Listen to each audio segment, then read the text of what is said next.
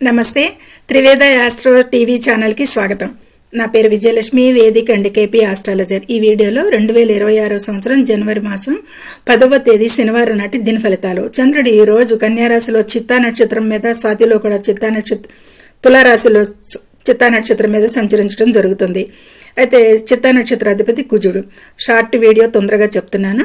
మేషరాశి వారికి ఈరోజు పనుల్లో ఉత్సాహం ఉంటుంది, పనులు పూర్తవుతాయి. పరిష్కారంగా దుర్గా చాలీసా పఠించండి. వాహన ప్రమాదాలకు సూచనలు ఉన్నాయి, జాగ్రత్త.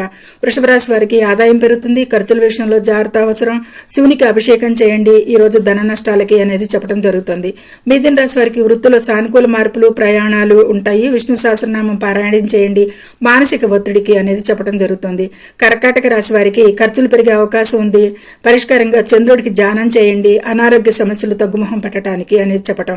సింహరాశి వారికి గౌరవం పెరుగుతుంది, ఆగిపోయిన పనులు పూర్తవుతాయి. సూర్యాష్టకం పఠించండి, శత్రు భయం ఉంటుంది ఈ రోజు వీరికి అనేది చెప్పవచ్చు.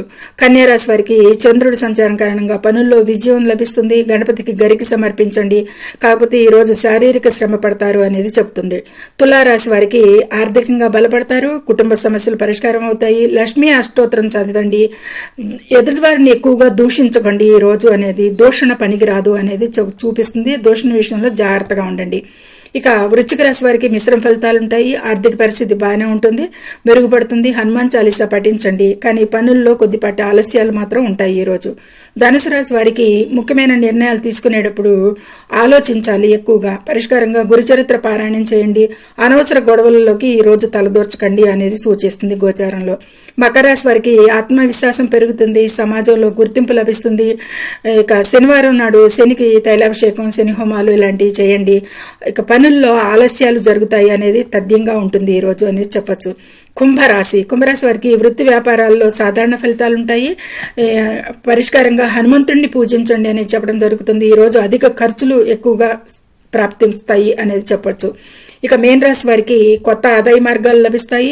కెరీర్లో స్పష్టత అనేది లభిస్తుంది వీరికి. ఈరోజు దక్షిణామూర్తి స్తోత్రం చదవండి ఎక్కువగా. వీరు ఎక్కువగా నీటి ప్రమాదాలు సూచిస్తున్నాయి కాబట్టి నీటికి దగ్గరగా, నీటి విషయాల్లో జారి కింద పడటాలు అలాంటి విషయాల్లో జాగ్రత్తగా ఉండండి మీన రాశి వారు ఈరోజు.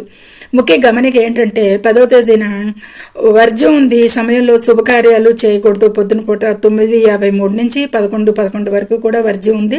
రాహుకాలం ఉదయం 9:26 నుండి 10:46 వరకు కూడా ఉంటుంది.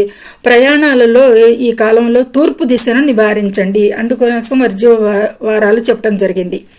సర్వే జనం సుఖినో భవంతు. నచ్చితే లైక్ చేయండి, షేర్ చేయండి, కామెంట్ చేయండి, సబ్స్క్రైబ్ చేయండి. ధన్యవాదములు.